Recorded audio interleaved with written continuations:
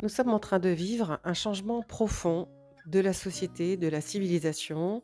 On entend beaucoup parler dans le développement personnel et dans la spiritualité d'aujourd'hui que nous avons changé de vibration, changé de paradigme, changé de dimension, que tout est en train de basculer et en même temps le monde, en fait, il est un petit peu compliqué à vivre en ce moment. Alors je vous ai fait cette vidéo pour que vous compreniez mieux pourquoi on change, pourquoi on décide de changer. Comment on y arrive aussi? Quelles sont les difficultés? Et à travers mon métier, à travers les outils que je propose, pour que, vous puissiez, mieux comprendre aussi, ce que chacun doit entreprendre pour vraiment, véritablement prendre en main les rênes de sa destinée. Les gens donnent un grand pouvoir aux voyants. Donc j'essaye de leur dire, attention, le pouvoir, c'est vous qui l'avez. C'est vous qui l'avez d'écrire votre vie chaque jour. C'est pas moi qui lis un espèce de grand livre ouvert sur votre vie et que les choses vont se passer comme ça. C'est vous qui avez le pouvoir de mettre en place votre vie. En 1997, j'ai commencé mon métier d'indépendante en tant que voyante. C'était le mot qui définissait le plus ce que je faisais puisque j'avais le don de lire l'avenir.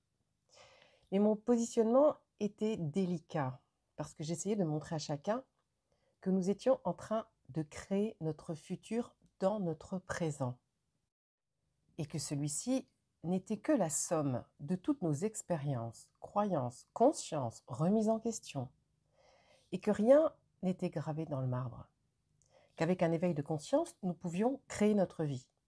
Nous étions donc responsables de ce que nous vivons, de ce que nous vivions, et qu'il n'y avait pas un Dieu plus grand que nous-mêmes qui choisissait à notre place notre vie. Cette idée de pouvoir donc changer le cours des choses ne pouvait se matérialiser qu'en ouvrant nos yeux sur notre passé, en prenant en main les rênes de notre destinée et en acceptant de revoir les paradigmes sur lesquels nous avions bâti notre vie jusqu'alors.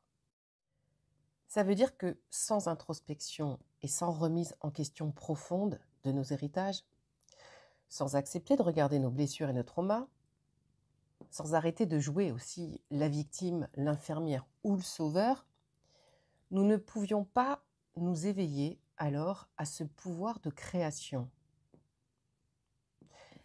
J'ai inventé du coup ce métier, celui de coach de vie en 2005, en déposant à l'INPI, pour marquer le fait qu'il était vital de passer d'un état de non-conscience à un état de conscience. Il était pour moi vital de montrer que si nous nous laissions diriger simplement par notre mental, qui n'est absolument pas conscient qu'il a la possibilité d'être libre d'agir et de créer sa vie, c'était impossible d'entrer dans ce pouvoir de création et de pouvoir, bien entendu, trouver notre place au milieu des autres, puisque le mental, notre mental, n'est pas relié à notre cœur ni à notre corps. C'est un espèce de pantin qui vit dans la peur de mourir, de ne pas être aimé, de ne pas être reconnu. Il vit dans, mais alors, une multitude de croyances qu'il a héritées depuis la nuit des temps, qu'il ne cherche même pas à vérifier ou à remettre en question par lui-même ou au travers de ses expériences. Notre mental a peur de l'individualité, de l'autonomie, de la nouveauté. Il n'assume pas du tout notre différence. C'est toujours, dans mon expérience vraiment depuis ces 25 dernières années, c'est toujours la douleur physique, le ras-le-bol des répétitions qui nous font souffrir dans notre chair, que nous nous réveillons, que notre cœur se réveille.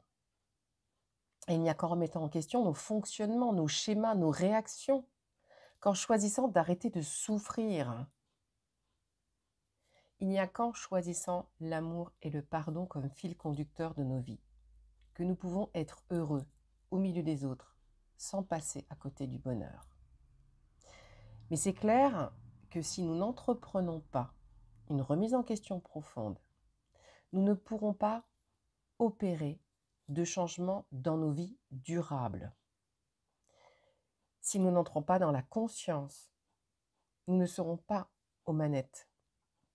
Et l'ego seul, il ne se remet pas en question. Et ce mental, il ne représente pas notre être divin. Il est simplement l'interface entre nos peurs et les autres. Notre cœur est le seul maître à bord. Ce ne sont pas nos sentiments, qui ne sont que reliés à la mémoire traumatique de notre vie. Alors, si vous voulez être heureux, demain, construisez dès aujourd'hui votre vie à votre image. N'ayez pas peur de vivre. N'ayez pas peur du changement. Ne craignez pas de devenir maître de votre vie. Il n'y a que vous qui pouvez décider de votre futur et personne d'autre que vous. Votre mental ne vous conduira jamais au bonheur. Votre cœur, il connaît le chemin. Faites-lui confiance. J'ai commencé à faire des consultations de voyance en 97. C'était vraiment pour montrer à chacun ce qu'il était en train de vivre, ce qu'il allait vivre, en fait, les répercussions de ses oublis ou de ses œillères sur son présent et sur son futur. Les compréhensions aussi de l'impact de son passé sur son présent. Et ça a été très important que je développe le coaching avec les gens pour justement les aider à comprendre ce qui se jouait dans leur vie, à prendre du recul. Et en déposant un coach de vie, en inventant ce métier en 2005, ce qui a été important, c'est que très vite, c'est relié l'introspection et la reconnexion au corps pour sentir vraiment physiquement ce qui se jouait dans notre vie, pour que chacun se rende compte de l'impact des répétitions des blessures, de l'impact de l'autorité sur soi,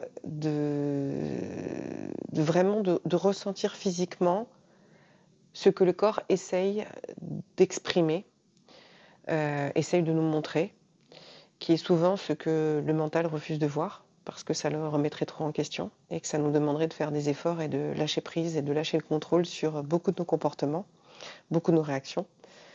Donc ça a été important d'avoir vraiment cette conscience, cet éveil, cette claire connaissance, cette verbalisation et ensuite ce développement du ressenti du corps. Donc l'intuition et le ressenti, la verbalisation amènent, c'est clair, à l'action, à une action juste, à vraiment à entrer complètement dans notre incarnation, dans une capacité de vraiment mettre en place notre destinée que nous avons choisie dans cette vie. Et ça, c'est réjouissant, de ne pas passer à côté du bonheur. J'en bafouille même. C'est de ne pas casser notre chance au bonheur et de ne pas passer à côté du bonheur. Ce que j'aime dans le suivi que je propose en soins Reiki et en coaching et en créativité intuitive, c'est que je connais les personnes que j'ai en face de moi, je connais leurs problématiques, je connais leurs blessures, parce qu'il y a aussi mon état de voyante qui sent bien les gens, parce que je suis très connectée au corps et donc très connectée aussi à leur état émotionnel, à leur état physique et à leurs blessures. Et du coup, ce qui est intéressant avec ce suivi et ce tandem de verbalisation et de reconnexion au corps, ça permet vraiment de pouvoir parfaitement bien expliquer aux gens ce qu'ils vivent psychologiquement et physiquement parlant. Donc de l'onde de choc qu'ils vivent dans leur présent, qu'ils ont vécu dans leur passé, et des blessures qui se répètent, et de l'épuisement, de l'énergie que ça demande, de l'épuisement aussi que ça apporte.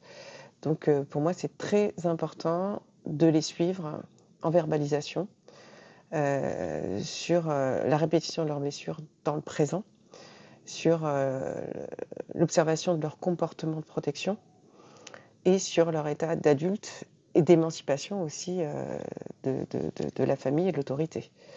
Donc c'est vraiment une introspection très importante et très profonde que je fais moi aussi sur moi-même depuis 25 ans et je vois l'évolution dans ma vie et l'évolution dans leur vie et le temps que ça prend justement pour prendre conscience, se remettre en question, lâcher le contrôle sur les comportements que nous avons et du coup c'est vraiment, fabuleux quand on connaît bien quelqu'un, d'accepter ses difficultés, d'accepter le temps que ça prenne, de l'accompagner à comprendre aussi la nécessité du temps et du repos et de cette, heu, reconnexion au corps et à l'intuition. Donc je ne peux que, malheureusement et heureusement, accepter ceux qui sont prêts à faire ce travail-là et refuser, ceux qui pensent que, bah, c'est juste de la verbalisation ou juste du reiki. C'est vraiment important d'avoir les 2. Les séjours aussi que j'organise depuis, 20 ans maintenant. Alors pendant très longtemps, ça a été des séjours initiatiques. Et il y a 5 ans, j'ai commencé à faire des séjours de supervision, des gens que j'accompagnais sur 1 an. Et je me suis retrouvée à faire des séjours initiatiques toujours au Maroc et à Bali et depuis 5 ans à organiser des séjours avec des groupes que je connaissais et que je suivais. En introspection, donc travail sur les blessures, sur les traumatismes, sur les réactions du présent, sur, le bien-être du présent et le travail sur le corps, de ressentir à l'intérieur de soi ce qui se passe à l'extérieur et cette sensation physique nous amène à vraiment, mettre le doigt, à comprendre ce qui est en train de se jouer, si c'est de la peur, si c'est de la tristesse, si c'est de la colère, comment on peut se positionner tout de suite. Les séjours, à chaque fois initiatiques et les séjours de supervision Reiki et de créativité intuitive, c'était des moments pour soi, pour prendre du temps, changer de repère, changer de rythme, se laisser porter, aller en soi, en profondeur et en douceur. Et ces séjours, c'est vraiment obligatoire pour moi dans le suivi de quelqu'un. C'est important de montrer que de prendre du temps pour soi, ça fait du bien. Alors au premier séjour, on serre un peu les fesses parce qu'on ne sait tellement pas prendre du temps pour soi qu'on a toujours envie de faire des trucs ou besoin de montrer qu'on fait des choses. Et on est un peu sur le qui-vive et les fesses serrées. Et puis on se rend compte, à la fin de la semaine, que, bah, les autres, ils ont l'air de se sentir plutôt bien, joyeux, heureux. Ils étaient contents de se voir, contents de se faire des bisous, des câlins, de s'écouter, de se livrer. Et donc c'est vraiment un élément important. Et dans ces séjours, dans mes suivis, cette introspection et ce développement du ressenti du corps pour qu'il puisse s'intégrer, s'imprimer en nous, pour que vraiment nos compréhensions, elles nous réjouissent. On s'en rappelle, on ne blackoute pas dessus. Il y a un outil que j'adore qui est la créativité intuitive. Et ça, c'est un outil qui va vous aider et qui nous amène à faire un petit chemin au milieu de la nature pour ressentir à nouveau les matières, les odeurs, le calme, les bruits et pouvoir prendre un temps pour, en fait, penser à des choses mais de manière, légère, joyeuse, enthousiaste, toujours par le jeu. Voilà, on joue en même temps. Ça c'est comme un jeu de loi, heu, qui nous fait découvrir des parties de nous sans jamais nous brusquer. C'est un coup de dé, c'est un coup de chance, c'est une énigme, c'est,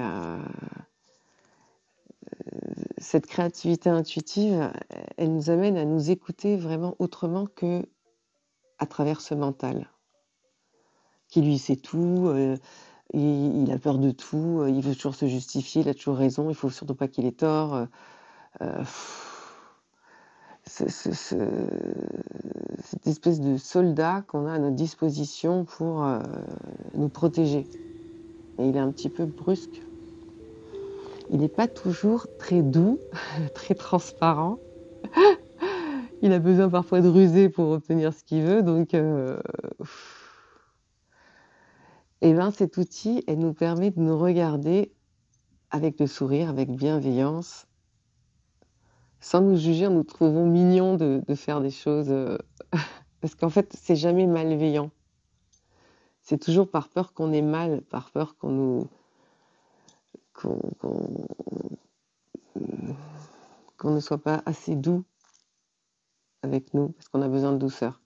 Et cet outil, la créativité intuitive, qui va nous permettre, de travailler aussi grâce, à un livre que j'ai écrit, l'abécédaire de l'accompagnement de lettres, avec 100 lettres, 100 mots pardon, du quotidien, des mots qui parfois, nous embêtent beaucoup comme le lâcher prise, la patience, la manipulation, la dépendance. C'est des mots avec lesquels on n'est pas très à l'aise.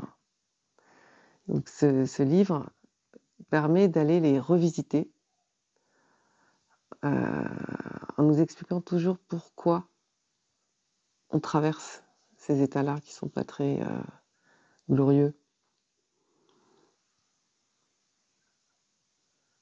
Comme, le manque d'émancipation, la peur de l'autorité, les fantasmes. Voilà, donc cet outil, la créativité intuitive, va permettre, de mettre dans la matière, de l'écrire par nos propres mains, de tracer notre vie en nous montrant tels que nous sommes, sans jugement, sans attente, avec bienveillance, avec joie, en avançant petit à petit avec nos valeurs, nos vertus, nos rêves, heu, nos envies profondes, ce qui nous met en joie, ce qui nous permet d'avoir la foi. Du coup, c'est un concentré de belles énergies, heu, pour, vraiment, nous soutenir. Voilà, petit à petit, on construit un outil qui nous soutient dans notre quotidien, qui quelque part devient notre propre coach. Qui est cool, qui met pas de pression, pas de but et qui suit notre mouvement, heu, en essayant de nous mettre en sécurité donc et en nous faisant prendre nos responsabilités. Donc tout ce travail fondamentalement va vous mener à être dans vos responsabilités, donc ne plus vous sentir victime, ou d'aller courir sauver la terre entière ou d'être, vilain parce que vous en pouvez plus de quelqu'un qui vous colle trop. Et ben, voilà, pour vous sentir bien dans votre vie, à votre place au milieu des autres, en kiffant vos journées, le calme aussi, le silence.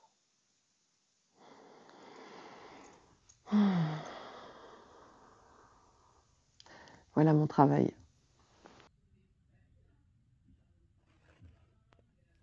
Alors, si vous avez envie de vous remettre en question et que vous êtes rendu compte que seul, c'est assez compliqué, vous pouvez prendre contact avec moi par SMS et on pourra en discuter ensemble.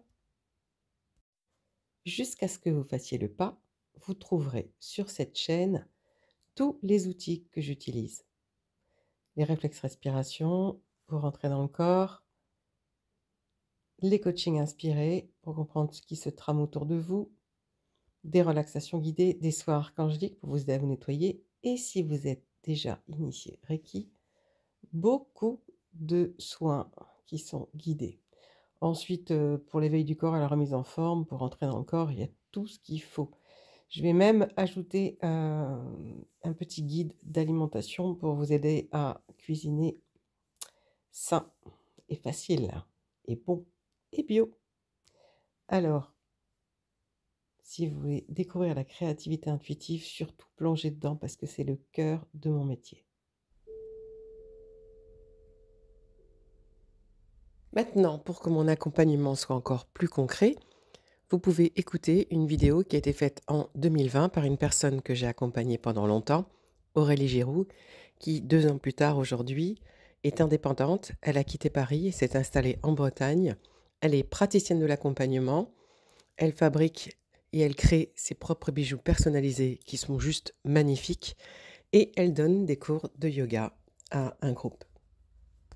Je vous mets le lien de ces vidéos dans la vidéo et dans la description de cette vidéo. Alors, si vous avez envie d'être heureux et d'être vous sentir vraiment à votre place, il y a des moyens. Mais c'est souvent la souffrance et la douleur qui nous font faire le pas. N'oubliez pas, nous avons le choix.